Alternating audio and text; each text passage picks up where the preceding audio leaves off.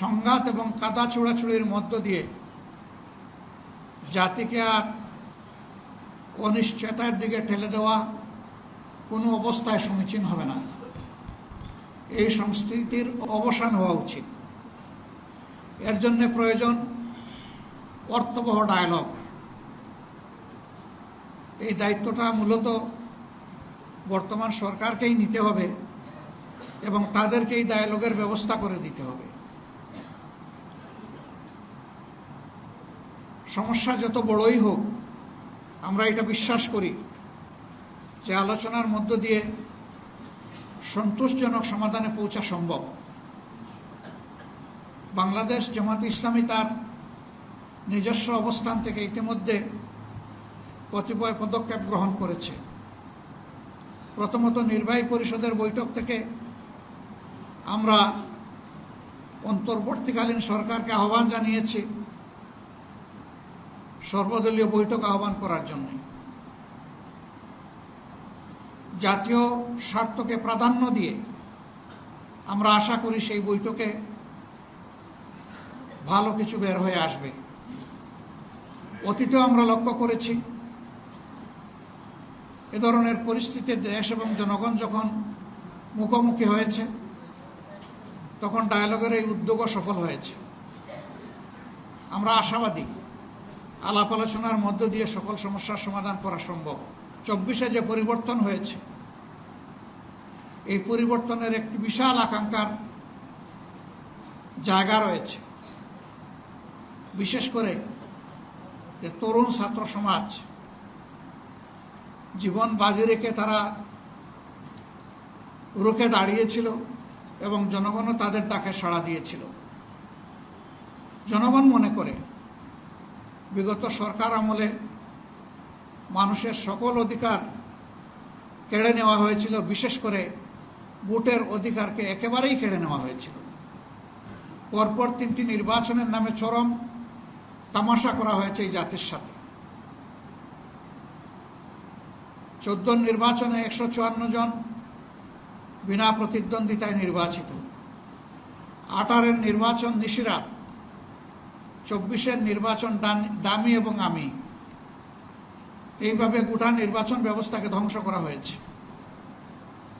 একদিকে যেমন মানুষের ভোটের অধিকার কেড়ে নেওয়া হয়েছে, ঠিক তার পাশাপাশি মানুষের অন্তরে নির্বাচন সম্পর্কে এক ধরনের অনীহা তৈরি করা হয়েছে।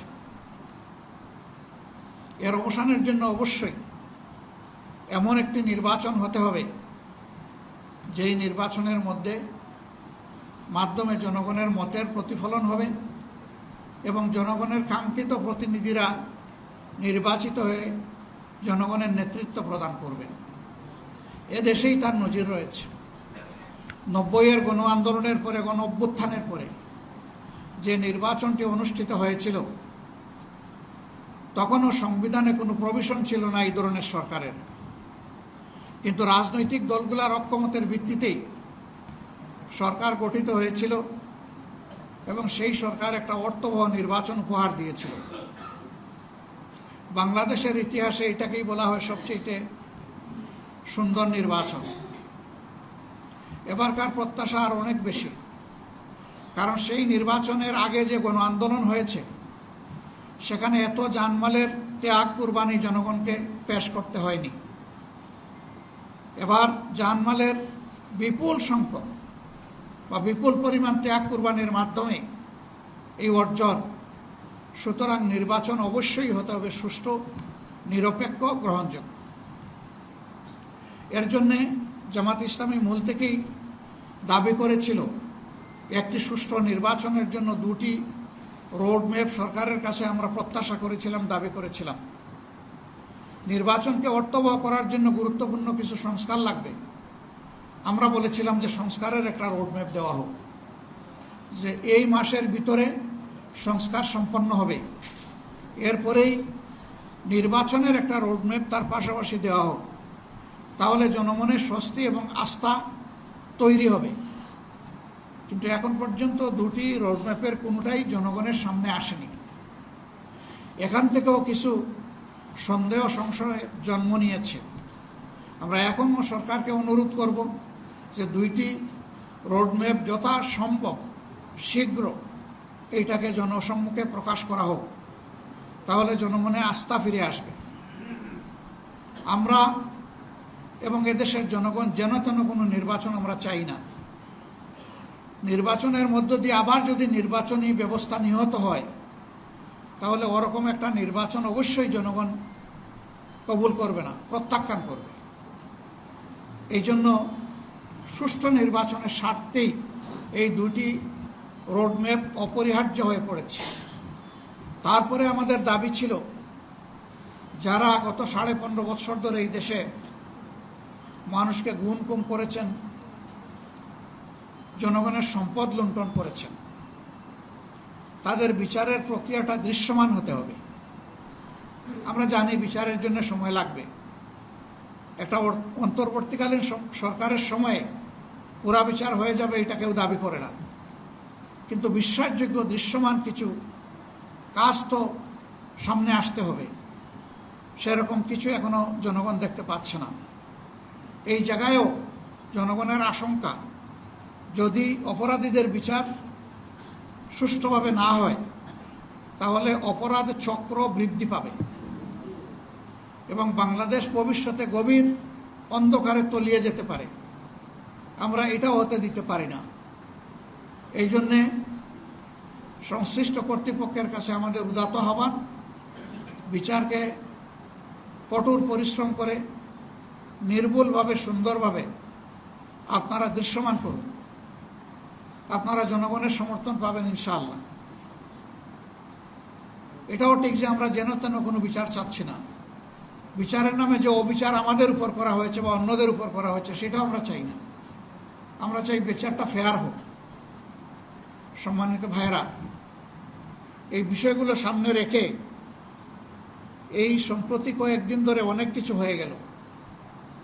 তা আমরা আশা করি যে এই বিষয়টা আর সামনে বাড়বে না। আরও দুইটি স্পর্শকাতর বিষয় সম্প্রতি আলোচনায় আছে। একটি হচ্ছে মানবিক করিডোরের নামে একটা উদ্যোগ। আমরা সর্বপ্রথম এটি আমাদের নলেজে আসার সাথে সাথেই আমরা বলেছি এর সাথে জাতীয় নিরাপত্তার বিষয় জড়িত। সুতরাং এই বিষয়টি ভেবে চিন্তে আগাতে হবে। হুট করে এটাতে কোনো কিছু করা যাবে না। এখন দেশে পার্লামেন্ট নাই। একটা অন্তর্বর্তীকালীন সরকার উপদেষ্টা পরিষদের মাধ্যমে পরিচালিত হচ্ছে। উপদেষ্টা পরিষদ মেনে নিলাম যে তারা মন্ত্রিপরিষদের বিকল্প, কিন্তু পার্লামেন্ট তো নাই। সেই পার্লামেন্টটা হতে পারত জনগণের প্রতিনিধিত্বকারী দেশপ্রেমিক সংগঠনগুলো। সরকার তাদের সাথে এই ব্যাপারে ডায়ালগে বসা উচিত এবং সকল পক্ষের সাথে না বসে এই ধরনের কোনো উদ্যোগ নেওয়া দেশের জন্য কল্যাণকর হবে না। আমরা আশা করব যে এই ব্যাপারে সরকার যথাযথ গুরুত্ব দেবেন এবং রাজনৈতিক দলসমূহের সাথে বসে, আরও যারা অংশীদার আছেন তাদের সাথে বসে, যারা সিকিউরিটি এক্সপার্ট আছেন তাদের সাথে বসে এই বিষয়ে সিদ্ধান্ত নেওয়া যেতে পারে। অথবা বিষয়টি যেহেতু অনেক বড়, এটাকে পরবর্তী নির্বাচিত সংসদের উপর ছেড়ে দেওয়া যেতে পারে, সেটাই উত্তম হবে। বন্দর ব্যবস্থাপনারও একটা বিষয় সামনে এসেছে। এটা একটা বিশাল বিষয়।